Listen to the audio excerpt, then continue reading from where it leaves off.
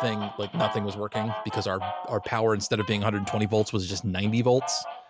Oh no. And that's actually worse than everything just being off. Like running it with like less voltage than it's supposed to be. It would be better if they had just shut everything off. So a bunch of our equipment died. So I had to spend the rest of the day like pulling things off of the shelves and getting them all set up back up and everything. So that was fun. I hate that for you. It's my job. It's what I do. Like and the Texas power grid, man, well, I can't do anything about that. It just sucks. No, that's not on you. Oh my god. Let me see, make sure that's not important. Okay, now I'm closing Discord, and I did actually stop Blender, right? Okay, good. Having my graphics card and CPU just like throttled the entire time to record is probably not a good idea, but yeah. Why did I decide to be extra about like the visuals for people of the family? Okay, but it rules though. If there's a time to be extra as fuck, this is it. We're in the final season. Like, this is the moment. I do not have the ability to stop myself. Be like, well, I could do something. Well, I'm technically capable of it. I mean, like, it would just involves, like doing a bunch of extra work. I can do that. That's fine. I can do that. Well, I guess on that note, we'll roll into it. Hello and welcome to Behind the Locked Doors, sometimes a podcast that we record on Mondays because things blow up. Yeah, totally. I am Scott Paladin. I am working on an audio drama called It Takes a Wolf. I'm Sam. I'm working on As in West. Hi, I'm Jack. I'm also working on As in West, and I actually did my homework. Awesome. That's great. So that's our check-in. So you did your homework? Yeah, and put together a little show logo for it, which was not on the original homework, but it's done. Yeah, awesome. We have show logos for both yours and my project as well. It was one of those things. Yeah, good job, both of us. Well, I finally got I lowered my expectations for what the network website should be. to the point where I could actually make it. And I was like, oh, okay, well I'm proud of you. Hey, that's a real thing you got to do sometimes. You're like, it is. That's really real. Just make a flat page. I laugh, but it's true. At least it exists now. But I put all the logos in and I was like, oh, 2 big coming soon logos look a little bit lacking. So, hey, if you guys could throw together like anything, and then you did one that was nice. And I was like, well, crap, now I got to do one that's nice. This is what the show is for, galvanizing each other to make cool shit in a timely manner. So if the audience wants to go check it out, it's library.horse, which is the best domain name I've ever bought. It's so good. I love library.horse. The best. If I had on that note, before I do my check-in, if I had a note for anybody else thinking about starting like online content creation, I'm going to tell you right now, start like a umbrella name and then have one website for that and one domain name rather than buying a domain name and setting a website for each project. Mm-hmm. It's so much extra effort, and you should just be able to throw them all on a single one. I wish I had done that like 5 years ago. Okay, so did I do my homework? Yes, I did my homework. I think last time I said that I was going to write something that was very specifically not like the episode itself. I was going to write something else. I was going to do fan fiction. So I found one of those Tumblr Ask memes and I wrote some stuff based off of that. And then I also was like, I need to write like actual fan fiction for myself, things that I cannot possibly release. So like, and it needs to be sort of in character, so it can't be like a coffee shop AU. So I was like, I need unreleasable content. Well, like, it was a deliberate effort to trick my brain into being like, you can just do whatever here. This is not going to see the light of day, is the idea. It's like, so it's like literally you cannot put this on the internet. So like go hog wild. And so I was like, okay, great. I'm going to write porn. I'm just going to start off in the middle of a sex scene, and because I'm not going to release that. Valid. And then, of course, like half a page in, both characters just start talking about their feelings instead, because that's the way my brain. Yeah. No, but it was useful, and I got another like a couple hundred words on the actual episode as well. So I feel like I did well, along with getting a bunch of other crap done for other projects and stuff, including. Well, yeah, that's the other thing. We gotta be clear. The last like 2.5 weeks or whatever, we've all been busy with other projects as well. Yeah. So. And how are you doing, Sam? Good. I finished 2 audiobooks and I got dialogue cuts done for Shelterwood, which actually I need to do again today. and I have editing to finish on one more audiobook, and then I think actually once I do this next dialogue cut for Shelterwood, and then I finish the edits for this particular audiobook, I'm actually done with projects until after like the two big things, that the con that's coming up and the workshop, the audiobook workshop. So like I actually have a couple weeks of not having 25 things to do at once, which is really nice. And then immediately when I get back home from the workshop, I need to put together This Thing Is Ours. So it's my life is working. It's not falling apart, and that's really all that I can ask for most of the time. But I do want to tell a cute little story. I'm a pro guest for this con coming up, and I'm on a whole bunch of these panels for like, audiobook narration, how to become an audiobook narrator, like very serious stuff. And then I have like a, what do you do if your world building is broken, and all these great. And then I'm on these like two or three really silly fan fiction panels that are very, very fun. And people come to, one of them is really late at night, and it goes as long as it goes. And the moderator, their name is Berlin Wall. And they are very fun and very funny. And they sent out an email the other day, like, if anybody has any ideas, blah, blah, blah. And I was like, this isn't really an idea for anything specific, but I personally went through and found like 10 of my most unhinged fan fiction reviews. And so if we need a topic to talk about, I can read a terrible review and we can talk about how to deal with bad reviews, blah, blah, blah. And so then Berlin Wall messages everybody at the panel, and they're like, oh my God, everybody, Sam has an idea and we have to do this. So now there's going to be like a whole segment of reading really unhinged, terrible reviews in this panel. And it's going to be really fun because it's specifically slash fan fiction. And so it's going to be like above and beyond like the most I have like several thousand word reviews that are just basically they're mad because one person is like sticking it to the other person and not the other way around. Like I have just ridiculous stuff to read for this panel, and hopefully there aren't any really minor, like, please let there be no one under 16 in these panels. But yeah, so that's gonna be fun. Man, I don't know what it bless you, Scott. I don't know what it is, but like the people who spend a lot of time reading fan fiction and leave like long, detailed, unhinged reviews is such a certain type of person who has such a type of free time on their hands. I'm like, I wish I had that kind of time.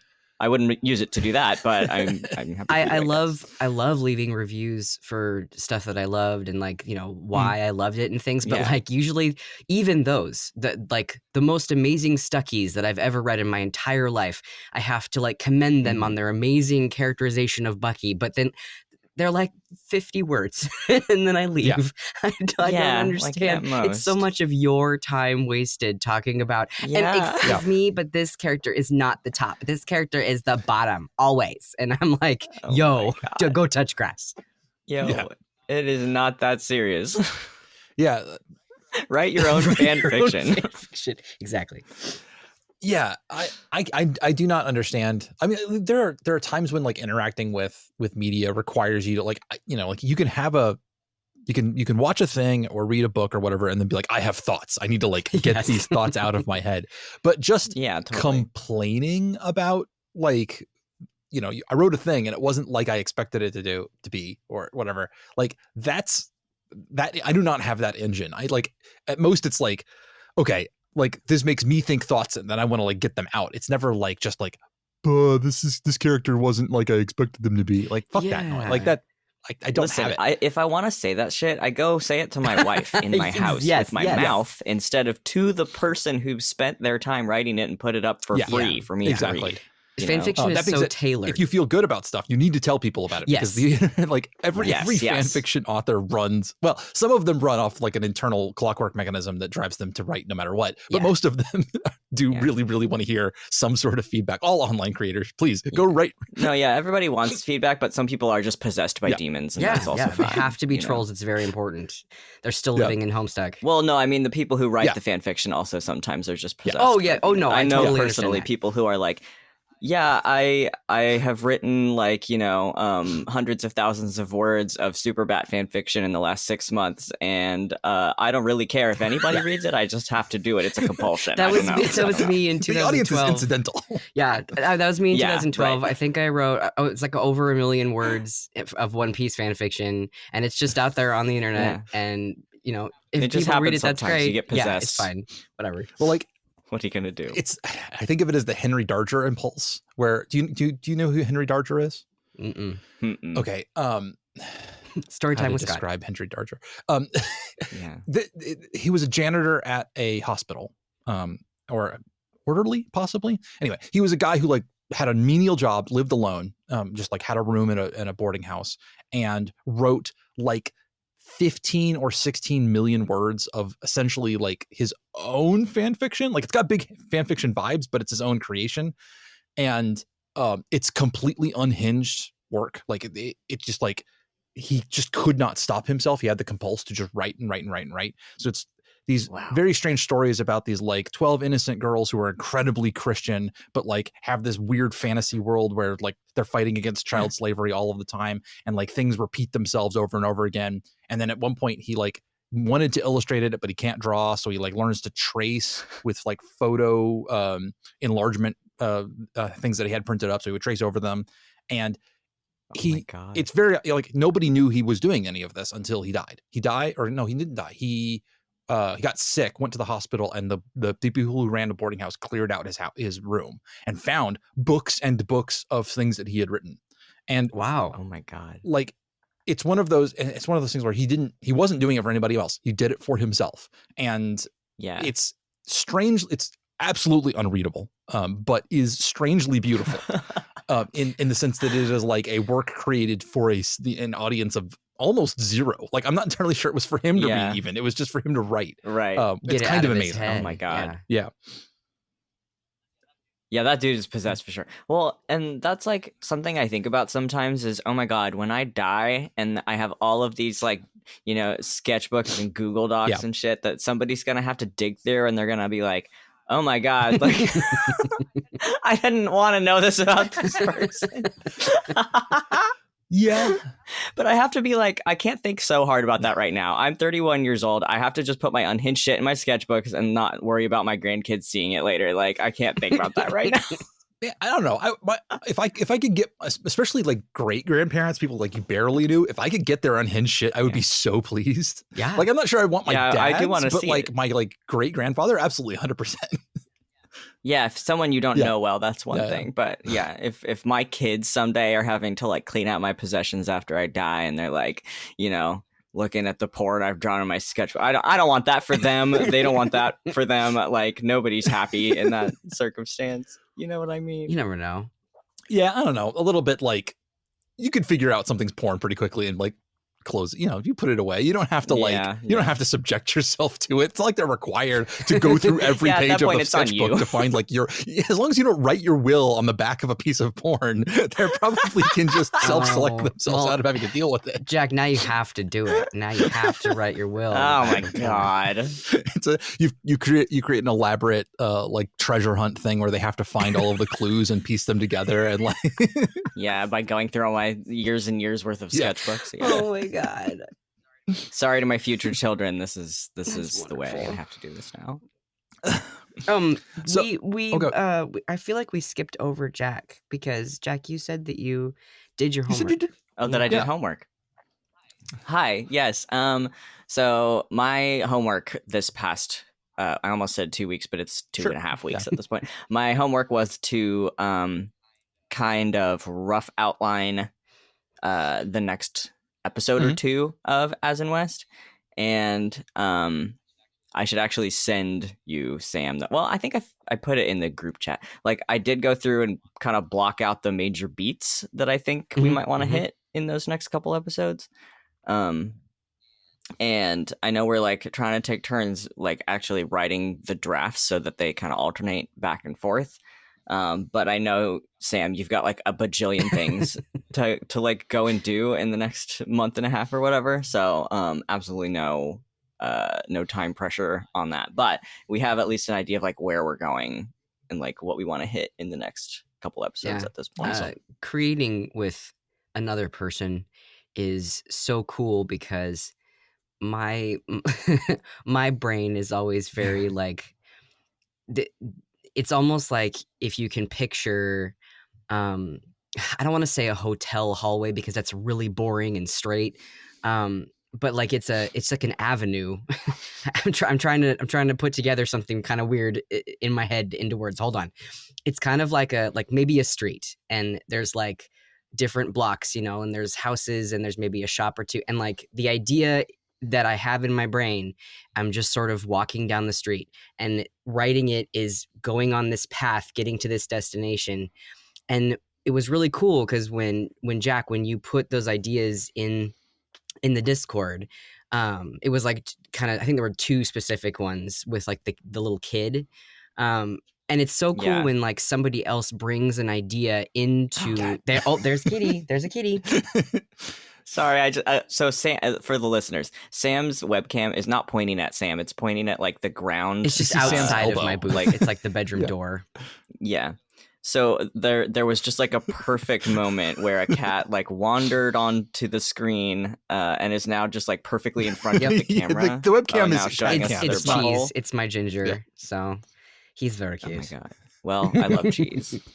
Okay, sorry. We were distracted. No, I get distracted sorry. by cats too. It's totally fine. So when you put in those ideas into the Discord, and it was like specifically the one with the kid that is stowed away on the ship. Spoilers, I guess. Mm-hmm. It was very cool because there's another street on my way of going to this place, and it was like another building, and like it's literally you are making more of this world that I'm traveling in my brain. And it's like when you're working with somebody else, they just open all of these doors for you and make these new paths and like add these new buildings. And it was very cool because I felt like you don't feel this way before, but when you get one of those opened or you get one of these things added, you're like, oh man, my route was so like linear. It's like just going to one place. And now that we have all these ideas coming from another brain, it's like, oh my God, there's all these different ways I can go. And it was very cool. It like just opened more ideas in my own head. And it was very nice. And then I had to go and fucking record for 6 hours doing something completely different, but you know, whatever. As one does. No, that's real though. Like when you're making something by yourself, you can only come up with what you can come up with, which, you know, not to say that you can't come up with cool shit in your own brain anyway, but like when you have that impetus of like somebody else recommending or like coming up with ideas that you never would have thought of, it really does make it feel so much more expansive inside your own head. Like, wow, there is like all of this ground I didn't even consider treading. I think there's also that's so there's exciting. also definitely something to be said for like it's easier to judge. This sounds kind of mean, but it's easier to judge other people's ideas, like which often is a positive because like you can look at something and be like, that's fucking cool. Like when somebody else says something, it's really easy to go, that fucking rocks. I want to do something with that. Yes. When you think of something in your own head, you're like, is that cool? Like I can see it in my head, but I don't have any perspective on this concept, this idea or whatever until it leaves and gets has to bounce off somebody else's brain. And then you start to figure out whether it works or not. It can, you have to be you have to hit the like, is this anything point and show it to somebody who can be like, yes, it is anything. And it can be really hard when you're just like thinking in your own brain. You're like, okay, well, what if the character said that? What if there was this part of the world? And it's all kind of a mishmash, indefinite, like it hasn't been nailed down, which when you dialogue with a person, you really do, you definitely do, which is super helpful as well. Yeah. So in short, it was really cool and I'm really happy about it. The end. Yay. No, I'm really excited to I was gonna ask you, Sam, do you think Oz would want to play the kid? I don't know. So check with them. So we actually just had a conversation at our dinner table, I think like last week or the week before, and we were discussing how we actually didn't have any I'm sorry, this is going to go on a tangent. It's going to come back around, I promise. We were discussing the TV show Halo because we're a big Halo family. We love the whole Halo franchise, and we were fairly disappointed with the show for various reasons. But we were fairly disappointed with the show just for specific reasons. We didn't hate the whole show, and Sure. And one of the reasons we didn't like the show was there's this teenage girl, and it's not that she's a super bad character, it's that she just doesn't fit in like what we've sort of come to know as Halo, and it's this whole like side story that we don't care about at all. We just want to see Master Chief with his helmet on do some cool shit and like shoot guys and like fight aliens and stuff. But then we got this whole other have a weird relationship with Cortana. Yeah, yes, exactly. We want Halo. We don't want this other story. And so it got us talking this kind of really cool in-depth conversation about why is it when you have a piece of media with a really cool protagonist that does some maybe morally gray things, but for the greater good, and maybe does the bad shit to get the good shit done, like that sort of vibe. And then they bring in a teenage girl to be like this anti-hero's like moral compass. And it's like, okay, on one hand, that can be cool because it can be a father-daughter relationship, and we fucking love that. Look at like The Last of Us and all that kind of stuff. But like everything that Pedro Pascal's ever done. Exactly. Everything he's ever done. Bless him. And we love that. But then there's this other flavor of that where I'm going to use The Punisher. The Punisher show was really, really cool until they brought in this teenage girl that just nagged him like the entire season about what a bad person he was. And it's like, girl, you don't have even a tenth of an idea of what's actually going on here, and you need to go back to high school. And it's very annoying when you have, a morally good character. I understand there's a moral line here, and this child is supposed to come in and be like, yo, you're actually doing way too much bad. You're not doing enough, that kind of thing. But more often than not, they just come across as very whiny because nobody seems to know how to write a teenage girl. Realistically. Yeah, I think it's often a writing issue. Oh, yeah. And so I just had a conversation with Oz about how it really sucks when there's like cool dudes doing stuff and then a teenage girl comes in and like messes it up. Moralizing teenage so girl. I don't know how she's going to feel if we're like, hey, you want to play this teenage girl that comes in? Okay, but we would do it of better. course. We would simply be better. Okay, but you know what I'm thinking about too is I love when it's the like morally gray old guy and the teenage girl who's absolutely an unhinged goblin. Yeah, there you go. That to me is that's good. fantastic. Like in the movie Logan with Hugh Jackman. Who has that like teenage girl who just like every once in a while like, just goes apeshit and kills a bunch of guys. I think that's fantastic. And we could totally go that route because it seems like that would probably work with our aesthetic. Because if we had some teenage like awesome badass that showed up and Wes is just like, wait, like that would probably work. But it's just it was just that. Since we just talked about that whole thing and how she hates that, it would be very hilarious to like record me asking her, hey, do you want, she'd just be like, wait, what? Didn't we just talk about this? She probably would. She probably would be if we created a character when we go to like actually interesting and not whiny and annoying and blah blah blah. Yeah. Not like we were going to. If we write a good character. Not like we were going to write like the girl in Punisher.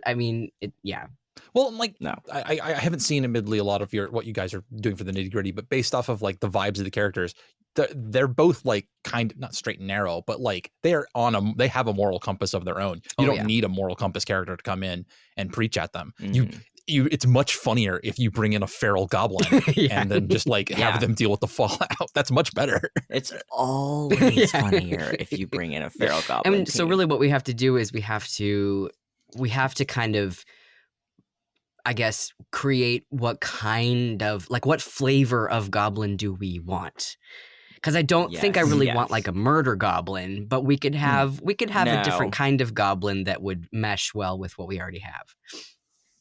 Yeah, I think we can discuss what flavor goblin child we want, but I think it's possible to do and could be like fun to see that alongside Az and Wes, mostly because I think Az has no idea how to like act around kids at all. That's always like fun. Just no earthly clue. But West seems more comfortable with kids. He was like directing that podcast sometimes to kids, so I feel like that would be a fun character contrast. And that's actually what would make it even more hilarious if this child is a goblin, because West is absolutely 100% geared towards children. Like, he did Blue's Clues in space for years. Like, they were absolutely, his videos were, or his audio things were absolutely tailored towards children. And so it might even be funnier if we got like an even younger child, because I happen to have a younger child. Yeah. But we would have to see. That's true. You do have a younger child just on hand. I have children on hand. I keep them in my basement. But that was a joke. Oh my God, that was a joke. It's a joke. It's just for the FBI agent listening my to this, child is in school right now learning. I fed her breakfast and everything. No, it's such a great, well, like I said, the avenue has been opened and there are new buildings and streets, and there's so many ways we could take it, and it'll be really fun. It'll be really fun. Awesome. Yeah. Well, okay, so do we want to set some goals before I release you guys for this week? Yes. Wow. Excuse me. I did not mean to crack. Your goals are to like. No, that was sexy, dude. Are your goals to just go do all of your like big conventions and shit and survive that's always that fine. process? You know what I probably need to do is, after I get the 2 things done I have to get done this week, I have a week of actually no deadlines or anything. It's just basically prepping for con. And I think I actually need to set myself some relaxation goals and have a couple days of not doing work. And so that I think that might be my goal. I'm going to do like 2 days of playing Minecraft and hanging out with my kids and coloring and doing fun little projects and stuff. I have a one of those teeny tiny miniature kitchen things that you assemble, like with itty bitty little food that's made out of beads and stuff. And so I think I might actually put that together with my littler kid. Awesome. Oh, I love that. Yeah, that's great. That's a great goal. That works. What's your goal, Scott? I need to. I'm just going to keep plugging away at actual episode 2. I got a couple hundred words written. I think I know what the next section kind of looks like in my head, so I just need to get that down onto paper and hopefully have something I can then pass off to y'all so that you can tell me if it's anything or not. So, but I'm not going to say that like it'll be done in 2 weeks because there's so much going on, but I feel like I'm coming in on the landing on a lot of other things. So I should have time and energy. Although I did accidentally start another project on Friday. Scott. God damn it. What is it? I've kicked around before the idea of doing a some sort of it's very vague. It's super. This is the refreshing. I need to take a break from other project. That's the project where you I need a break from projects 1 and 2. So I'm going to go to project 3. And the idea of like I am still obsessed with like visual dictionaries for fictional worlds and like the technical manuals for like BattleTech and stuff, where they would just like they're just gonna have like 1,000 words written about some big robot from a fantasy from a sci-fi world, and I've been thinking about like a world creation project of some sort vaguely. I don't know what I'm talking about exactly what it's gonna look like, but I've done this before where I go to Twitter and be like, here's some polls, just answer some shit for my polls, and that gives me sort of a shape of an idea I can work on. And I like that sort of audience collaborative storytelling thing, and so I've been doing that a little bit. But again, that's not really a there's no goals. I think we lost Sam. Sam's gone. Well, I will continue to blather and see if Sam shows back up.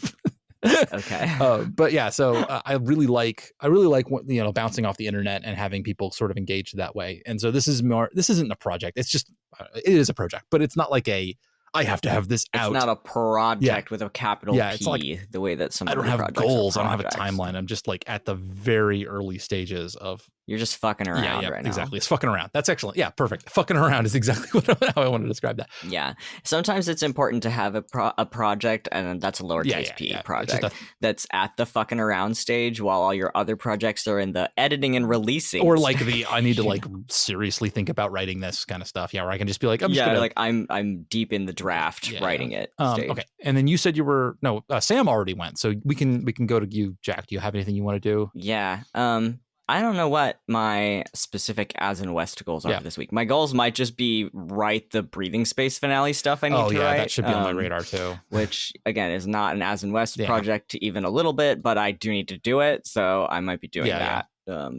I'm also like apartment hunting right now, so between those two things, I mean, I get a lot done on As in West. That's pretty reasonable. I mean, like the finale thing has more. I mean, I don't know. Like they're not due till May, I think. What was the timeline that? Yeah, I think that's what Ash just said. But I have several things that I need to like. I also don't. Yeah, I don't know about you, but like when a deadline is months away, I don't know. My particular brand of brain is like, no, I just got to do it now. Otherwise, I will forget and have to do it the night before. Yeah, that shit disappears into the distance. Like, I don't fucking know.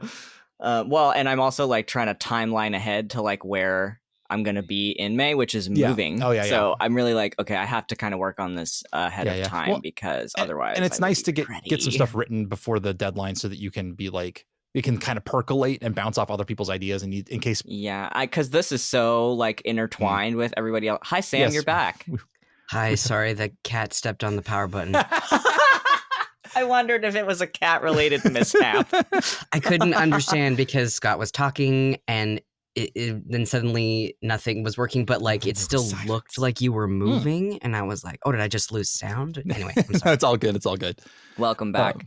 I was just saying that I don't know how much I'm going to get done on As in West this coming couple weeks because I need to do breathing space finale stuff. But I will. You know what I will do, Sam, is at some point message you, and we can bounce around ideas for the Goblin Child episodes. Yeah, that's something I can easily do. Like that would even be fun on like one of my like rest days is just sort of bounce ideas around. Yeah. And then I'm gonna just say, I don't get back from this workshop until the 11th of April, and I'm probably not going to do anything new until I get back from this thing. That's so valid. Fair enough. Take a fucking break. That's how things go sometimes. That's fine. Well, okay. Yeah. Well, then we will say goodbye to the audience and catch y'all again, I guess, in 2 weeks, or maybe we'll take a break off if we haven't made a lot of progress in the meantime. Because if everybody's like, no homework, I didn't do homework. But we'll just play that by ear. This is all loosey goosey. So bye bye, audience. Yeah. Bye.